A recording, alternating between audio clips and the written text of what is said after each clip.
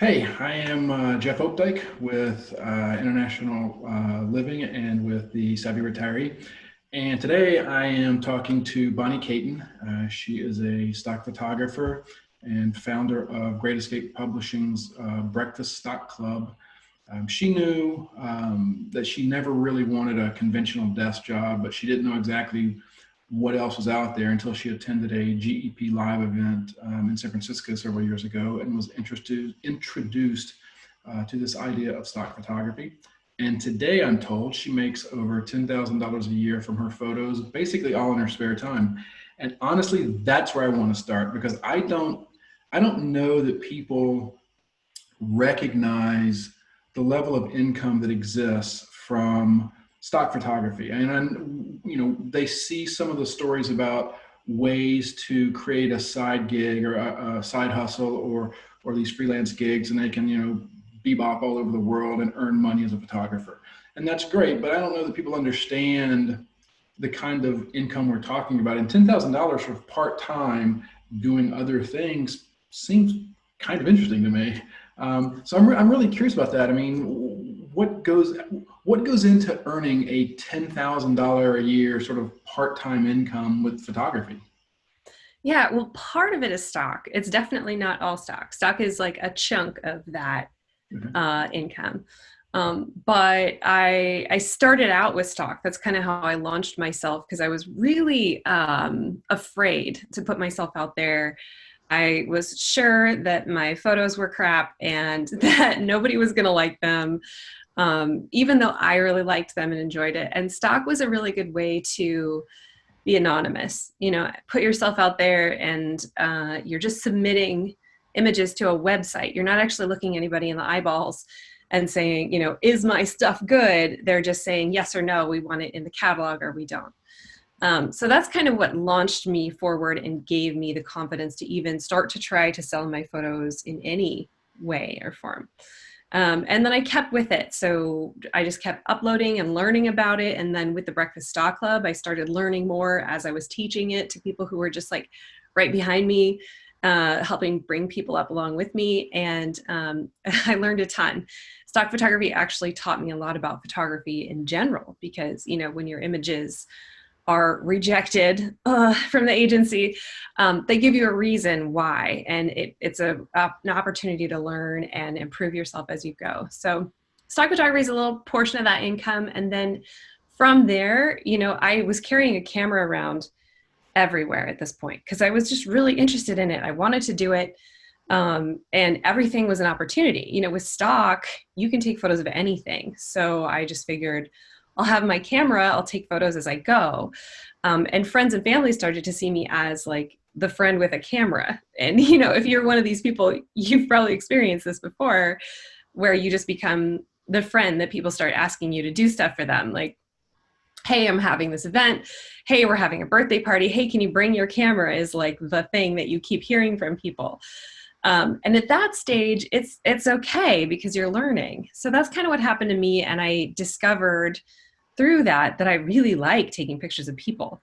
I'm an introvert and I feel like I'm a very awkward person. But somehow I was able to connect with people on like a one-on-one level while taking their picture.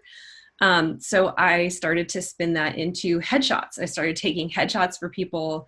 And that became a really big bread and butter section of spare time income for me. It was something where, I could meet somebody in town for an hour or less, and shoot, and then go home and offer them like the 5 best photos. So it didn't take too long to process. And so it was a pretty easy way to start up a nice income there. And then occasionally I would start to shoot. I started going into weddings a little bit here and there. I don't do that very often, but I do enjoy it. So I would say the vast majority of that income comes from headshots and stock, and then some family photos too. Okay. So let me back up for people who may not be entirely familiar with what you and I are talking about. Give them a sort of a 30,000 foot view of what stock photography is. Yeah, it's confusing kind of if you're not super familiar with it.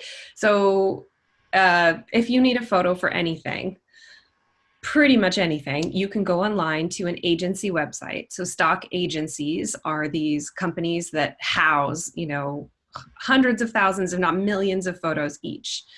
And if you're looking for an image for a presentation or for an ad or for a magazine or for your blog or for whatever it is, you can go on to one of those agencies and they all act as sort of a search engine. So you go into the search bar and you just type in what it is you're looking for. So if you're looking for like picnic in France, whatever it is, that came to mind because that's what I want to have right now is a picnic in France. Picnic in France, and then you're going to see all these photos come up that are tagged with the words picnic in France. And you're going to be able to pick from those and buy the use of one of them. So when you buy an image from a stock agency, you're not actually purchasing that image for you forever. You're purchasing the use of it. So the photographer gets to maintain the rights to that photo, and then they get to sell the use of it over and over and over again to any buyer that comes along. So for stock photography, when you're the photographer, you can put, as many photos as possible in your portfolio on any number of stock agency websites. And yes, you can sell the same photo to multiple agencies, as long as you're not exclusive, but we won't get into that too much. Then you tag it, with a number of search terms, and people come along and purchase the use of that photo over and over again. So photos typically sell for anywhere from a few cents, like 30 cents or 60 cents to $50 a pop. And it really depends on the agency. Some agencies sell for more and some for less. There's agencies where I've sold a photo for $700 once.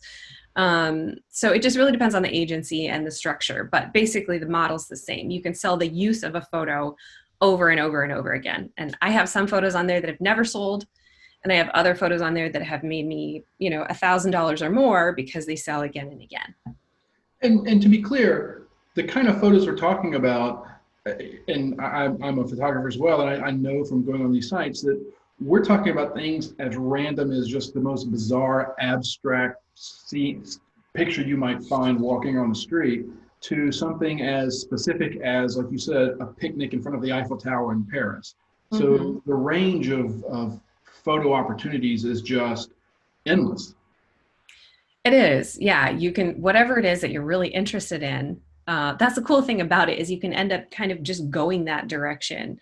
If you find out you like photographing people, you can end up going that direction. If you find out you would rather be inside your house with like food and arranging things, you can go that direction. Or you can just be a generalist, and not specialize and just take photos of pretty much everything. I know some people through the Breakfast Stock Club who that's what they do. They go around and they always have their camera and they just take photos of everything pretty much.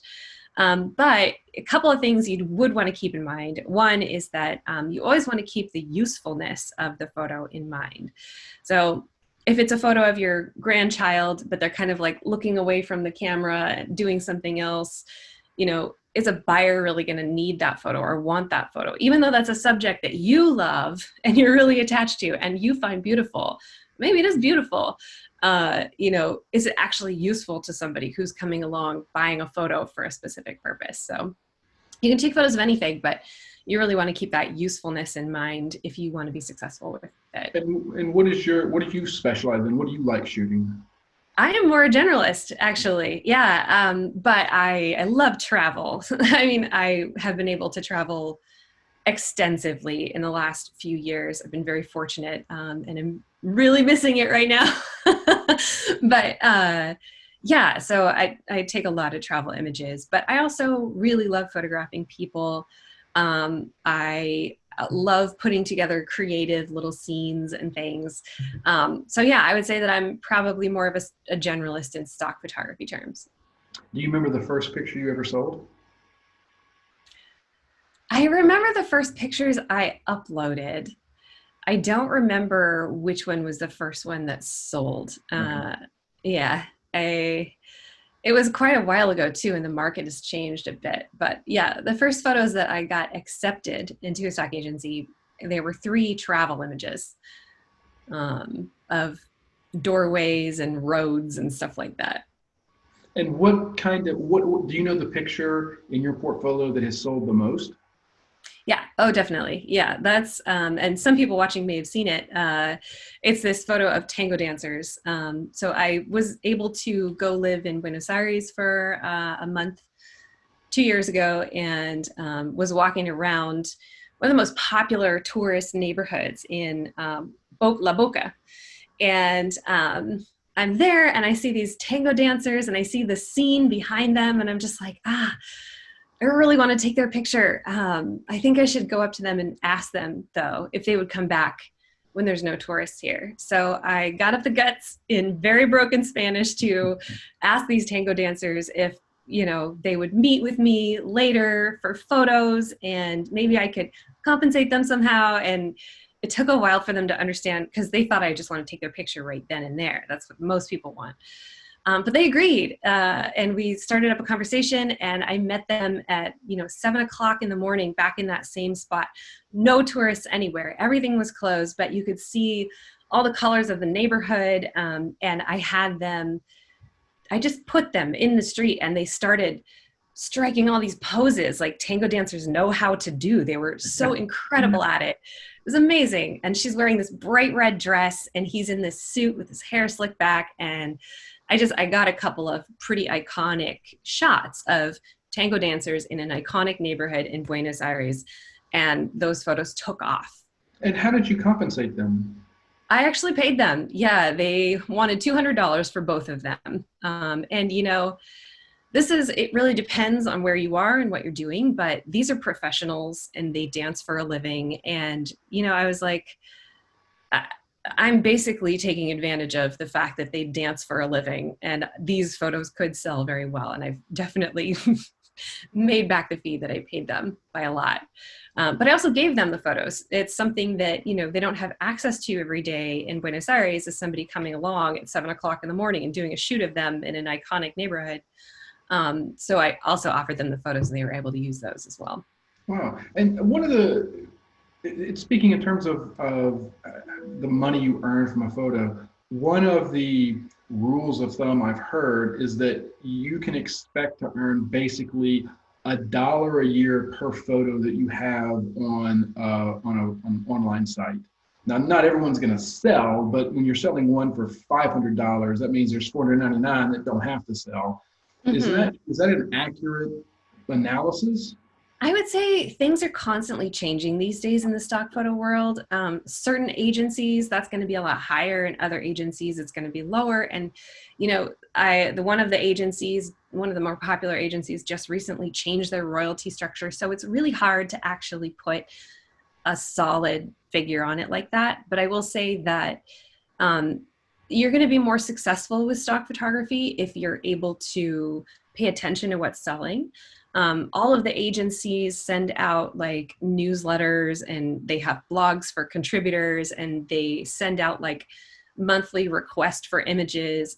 So they tell you, and you can also look, many of them have tools for the photographers where you can see month by month what the most popular images are by, keywords. So you can see that coming up in like October, September, October are actually Christmas images are starting to sell, because designers and people who create ads and stuff are thinking ahead of time, right? So there's already now starting to think about buying Christmas images. So if you go in your home and you like wrap a bunch of presents with the Christmas wrap that you have in your home and lights behind them and set up a little scene and upload those, right now is the best time for them to start to sell. Mm-hmm. So if you start to pay attention to little things like that, and you start to pay attention to your images themselves and the usefulness of them and which ones are starting to sell in your portfolio versus the ones that aren't, you're going to be more successful versus the other people who are going by those averages. So it really depends. You really get out of it the energy and the attention that you put into it. And how many photos do you have online? Actually, don't know right now across agencies. I will have to look at that. I am not aware of how many photos I have online right now. Could you ballpark a guess? Probably a couple thousand, really. Okay. It's not that many. I have friends and people within the Breakfast Stock Club who have like thousands and thousands of photos within their stock agencies. But for me, it's just a couple thousand. And, I have enjoyed getting these little royalty checks coming in on the side pretty regularly from a fairly small portfolio, which has been nice. But I would probably make a lot more if I had more online. You mentioned agencies plural. And that was a question I was going to ask you. How many, I mean, there's a lot of online agencies for stock photos. How many do you have your photos listed on? Yeah, I have some up in, I think, 5 different agencies. I say I think because I've kind of forgotten about a couple of them and I don't really use them anymore. But the 3 main agencies that I like, that I stick with, are Shutterstock, Istock, and Adobe Stock.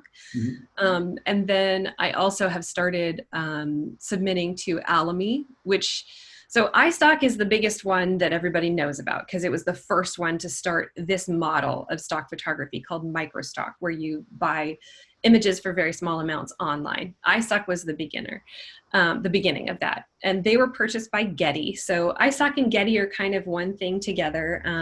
And, you know, Istock isn't a bad place to start. Shutterstock has been my favorite agency because the way that their subscription model works, people tend to buy a higher volume of images there. So you'll see a lot more sales with Shutterstock. And then Adobe Stock has taken off. Adobe Stock is a stock agency by the company Adobe, which creates Photoshop and Lightroom and a bunch of, you know, programs that creative people use mostly. And they've been able to integrate their stock agency into their products. So designers could be using Photoshop or, you know, another program and pull images from their stock agency and purchase them right there. So it's a really interesting model, and they've really taken off and done a very good job with it. So I highly recommend, especially Shutterstock and Adobe Stock, iStock as well. And then if you want to think about kind of a different structure, Alamy is another one to think about. Alamy is where I sold a photo just last year for $800 just on its own. And I've sold other photos there for, I think, $50 and $300. So it's kind of different because you make fewer sales in a place like Alamy, but they sell for a lot more. So just something to think about.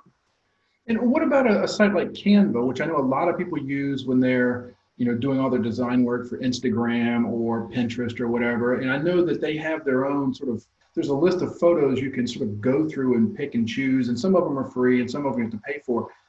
Is that, are they pulling from other stock agencies, or they have their own sort of business model with stock? I don't know. I haven't delved into Canva yet. And I haven't really delved into much of the mobile space either. There's like Folk, and there's a bunch of mobile photography specific stock agencies where, you know, you can just upload from your phone and people can purchase there. And I've heard of a few people having some success in those places, but I think, you know, if you really want to go for agencies that have a lot of buyers and a lot of the market share, that's a good place to start with those, which is why I recommend starting with the big ones, iStock, Shutterstock, Adobe Stock.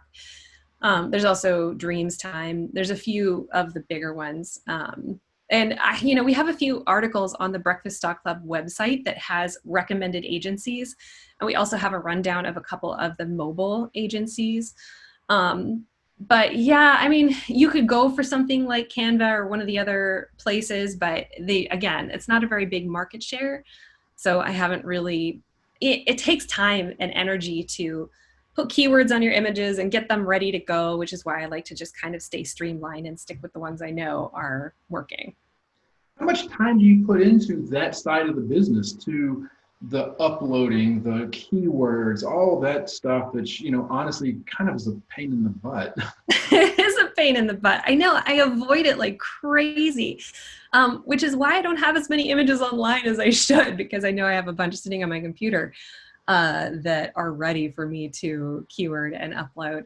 I don't spend a lot of time doing it, you know, because stock photography is a portion of my photography income, whereas, you know, I enjoy the active shooting and the kind of immediate chunk of income that comes in from stuff like headshots and photographing families and stuff like that. So, you know, that's kind of like a bigger, faster income generator, whereas stock is like you put it online and then you wait, and things over time start to bubble up and make you these royalty checks as you're going, and they just continue. So I don't, I don't devote a lot of time to it right now. I go through spurts where I'll spend like, just a few hours a month putting together my photos and uploading them and getting organized. And then I'll kind of, I'm just not very organized with it. I kind of come and go in phases. It kind of gets annoying, honestly. You sit there and you really want to do it. You're like, I got all these photos, I want to upload them. And then like 5 into it, you're like, oh my God, I'm tired of typing keywords. Yeah. Yeah, well, there are little tricks to it. There are tools. Shutterstock has a keywording tool where you enter a couple of keywords or you use a sample photo and it will pull a bunch of keywords for you, and it helps you figure out what keywords to use. You can also streamline your process. If you are uploading to like 3 different agencies, you can start keywording your images in Lightroom. So I highly recommend anyone who wants to do this gets to know the program Lightroom. That's the Adobe photo editing software, and it's incredible. It not only is amazing at making your photos look great, but it's also wonderful for organizing.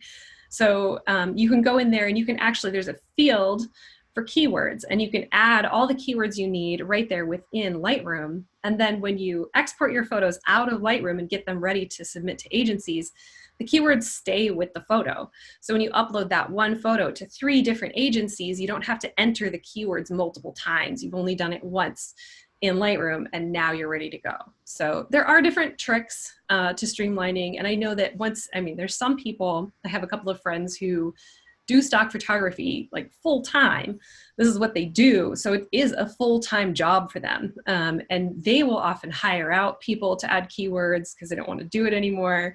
I just bribe myself with ice cream and sit down and get it done. How much effort goes into, you mentioned Lightroom, how much effort goes into the editing process to make a photo that's good become stellar? Yeah, it depends on the photo, and it depends on the light. It depends on so much about the situation. My best-selling shots of those tango dancers, I didn't have to put in a lot at all because it was 7 o'clock in the morning. I had paid attention to the light before we shot. They looked great. There was not anything I needed to do to their faces or bodies or anything. And so the shots were pretty much ready to go. So those were probably, 3 to 5 minutes per photo, just pulling out the color and the goodness in the photo. Whereas there's other shots that, I spent extra time because I knew that they were a higher value photo. They might have more use to more buyers. And when you land on a photo like that and you're just like, this is a really good shot, I think this will do well, it's worth spending the time. You could spend up to an hour or even more, in there between Photoshop and Lightroom, fixing blemishes on someone's face or getting rid of some trash in the background. The other thing with stock that you have to watch out for is if you're selling commercial stock, you have to make sure that images don't have any trademarks or brand names. You have to make sure that there's no address signs on buildings, that kind of stuff, because anybody could buy this photo to represent any product or sell anything. So you have to be careful that you're not including like Nike shoes in there, because what if an Adidas person comes along and buys the image to advertise Adidas and then there's Nike shoes in it, right? So you have to make sure there's no logos or anything like that. So that can take time also. If you have a shot that you really, really think will work great for stock and you weren't thinking about it at the time, you didn't find a way to like obscure or get rid of any logos or trademarks, you're going to be erasing them in Photoshop, and that definitely takes some time. Mm-hmm. And when it comes to the actual gear of stock photography, the cameras itself, are you using completely DSLRs, or are you also using smartphones on occasion?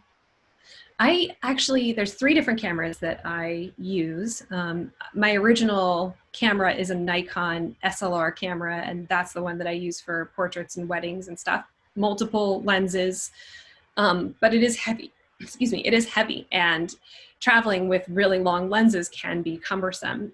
So I also purchased A mirrorless camera.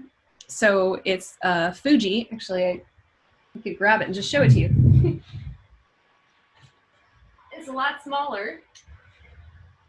I don't know if you normally do that. But so I have a Fuji. This one's the X-T2. It's a couple years old now. But, they've come out with newer versions, but it's a lot smaller and lighter than my bigger SLR, and it still has interchangeable lenses. And these, I highly recommend these days that people get mirrorless cameras, because the technology in them is just as good as it was in bigger SLR cameras. The quality is amazing. They're light, they're easy to travel with, the lenses are light, and you can definitely use them for stuff like stock and even portraits, and people are starting to shoot things like weddings on them too now. And then I do carry my phone with me. I have a Pixel, yeah, that's a Google phone, but the iPhones have the best cameras these days. But yeah, I have submitted and sold a few phone photos for stock. It's just not my concentration. I just kind of, if I happen to have, this is the thing I have with me, and I take a shot that I think would work for stock, I just go ahead and upload it. The other thing, sorry, I'm kind of getting long-winded on this one. The other thing is that stock agencies, most of them have an app now for contributors. So like with Shutterstock, I use the contributor app, and you can just upload photos straight from your phone into the agency, and you can just keyword them there. So if you are on a bus or a plane or on a train and you took a bunch of photos, and you just want to pass the time, you can start keywording them and put them into your agency from the app, which is really convenient. You would also do some editing before that, right? In some of these photo editing apps on your phone. You can, except with phone photos, you don't want to take it too far, because the image sensor inside this is like, it's tiny, versus the image size sensor inside something like this is much larger. Which means that you're going to have a lower quality image come out of your phone than your SLR or mirrorless cameras. So with processing, you can start to add you can start to damage the image a little bit, even if you're just using a phone program. So you have to just kind of go easy on the processing. Yeah, you see a lot of degradation in some of these iPhone photos that have been completely destroyed through making them try to look pretty and colorful. Exactly. Yeah. Which still works great if you want to sell it as fine art. And it can also work great for editorial, for taking shots to go alongside a magazine article. But for stock, sometimes they get picky about technical details. What tends to be the best type of photos to sell in the stock world? And along those same lines, how do you differentiate yourself as a photographer, particularly when you are, let's say, a travel photographer and you're going to Paris? Clearly, there are pictures in Paris that 943 million people have taken, and you're not going to stand out. So how do you begin to differentiate yourself? Well, there's a couple different ways you can do it.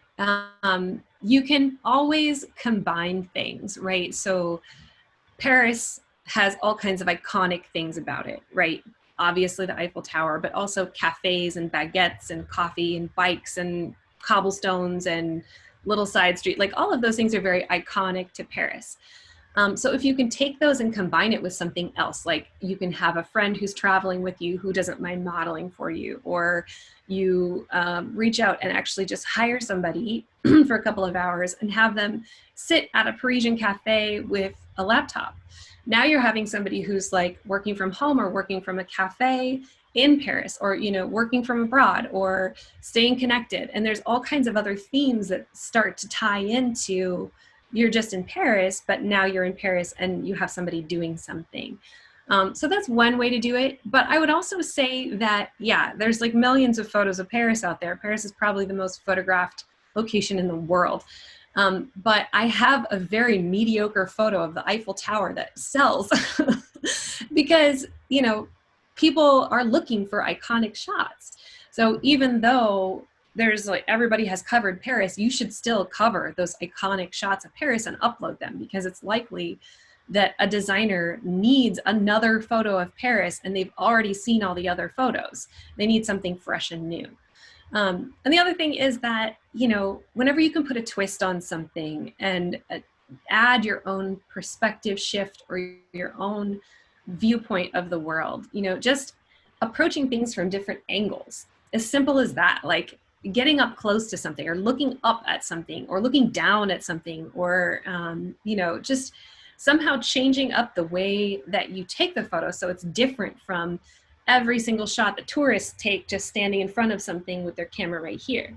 And there's all kinds of ways to do that, by putting like a flower bed in the foreground, or waiting for, I have a photo I took at the Eiffel Tower, excuse me, that ended up in an article in USA Today shortly after I took it and put it in my stock agency. And what it was is we were going to the Eiffel Tower for sunrise, and the sunrise didn't happen because it was cloudy, and it was just this blah, very boring shot of kind of the Eiffel Tower going up into the clouds. And there was scaffolding and there was stuff everywhere, and it just didn't look great. So what I did was I put my camera on a tripod, and there were a bunch of pigeons walking around. Excuse me. And what I did was I ran and scared the pigeons so they flew up into the shot. And then at the end, what I had was this moody black and white photo with a bunch of birds flying in front of the Eiffel Tower. So it's just like, coming up with creative ways to approach things. Whenever you come across a situation that you're like, well, this is boring, everybody's taking this photo, go beyond that and think, how can I make this different? What can I do here? How can I get up close or down low, or ask the couple in front of me to hold hands, or, whatever it is, find a way to add a twist. Mm-hmm. And what do you see selling right now? Are there certain things that just always sell, or is there trends? Both, yeah. There are certain things that always sell. Seasonal images, like Christmas related things, summer related things, back to school related things. Travel always sells. Themes related to conservation are really big right now. Themes related to baby boomers are huge because baby boomers are retiring and going out and doing exciting things. And there's this whole trend of being a healthy, active, hip senior. So, if that's you, take a picture of yourself, or if that's your family member, ask if you can take their picture, because that's a huge theme and a very, very highly needed one. And just photos of people in general, like out doing everyday things, tend to sell. Right now, working from home, school from home, masks, sanitation, healthcare, anything related to the situation that we're in. Those images are going to sell. Those kind of pictures? What's that? Have you shot any of those kind of pictures for stock?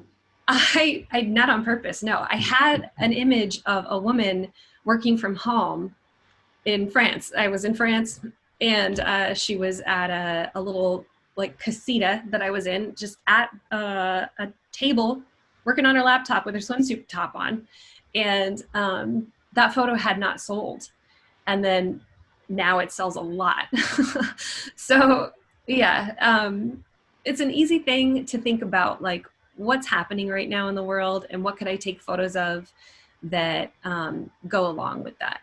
One of my favorite stock photographers is Lise Garnier. She's a French Canadian, and she's one of the top stock photographers in the world. She's actually written a number of articles for us and things at the Breakfast Stock Club. If you follow her portfolio, she's a full-time stock photographer. So this is her full-time job. She's doing it all the time.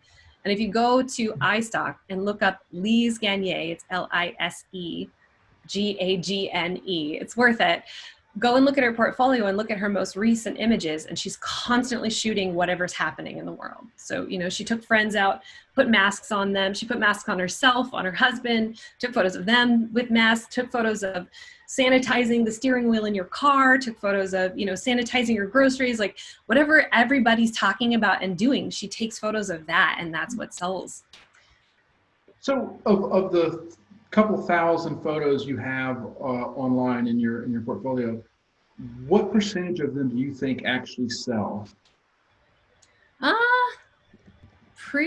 don't know. It's probably 50% of them actually sell, and maybe like 15% sell well. It's very low for me in what sells well.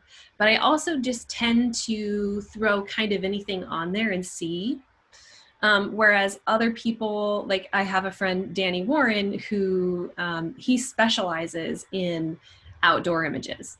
So he goes out and shoots photos of his wife and his family and his in-laws, like on hikes and stuff.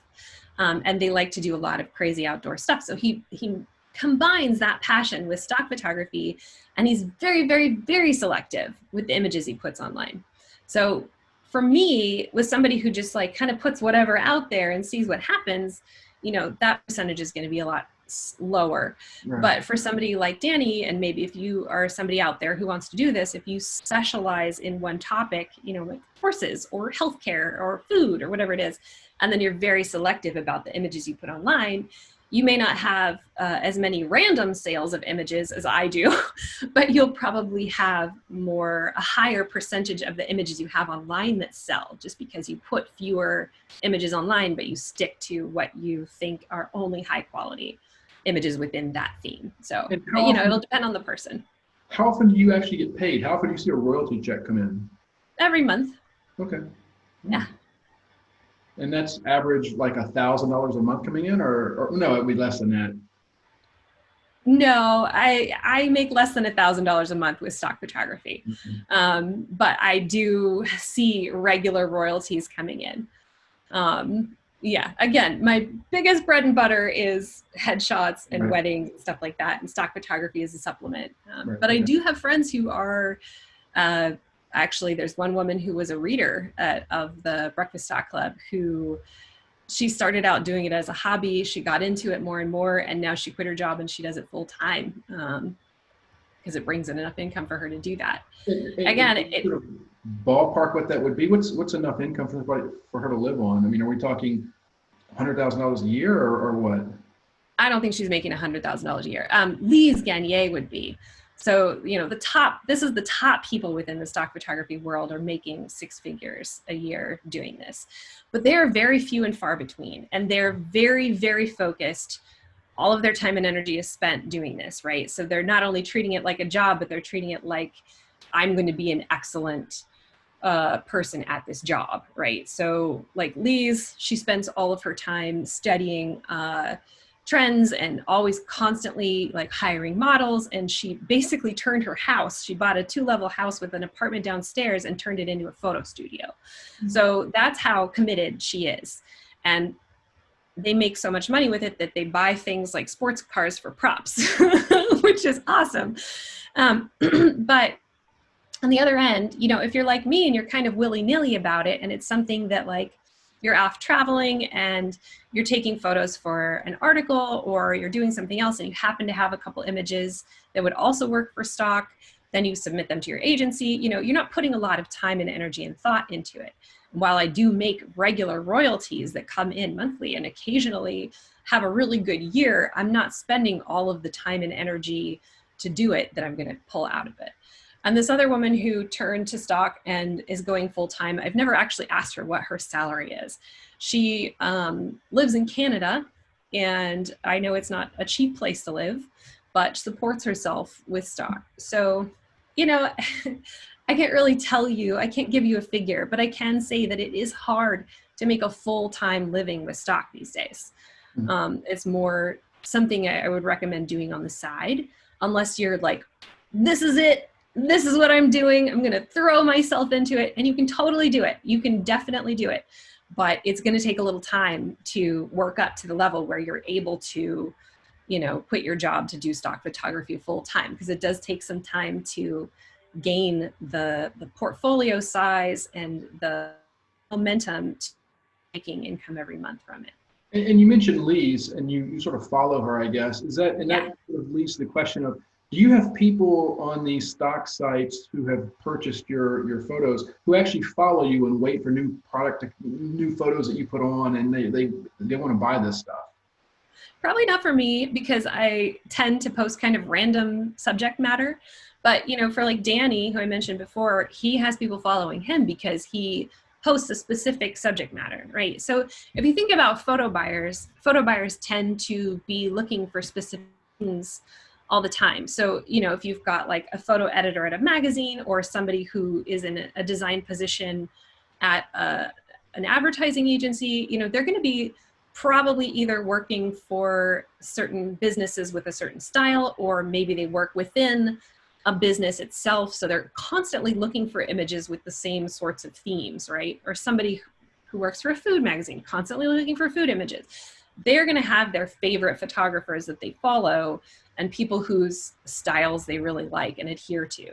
So with Danny, you know, he finds his images in outdoor magazines all the time. I've seen his images on billboards. Like, they kind of end up wherever people are looking for outdoor images. So if you decide to specialize in something, it will be likely that you'll have people who follow you. For me, again, I'm a generalist.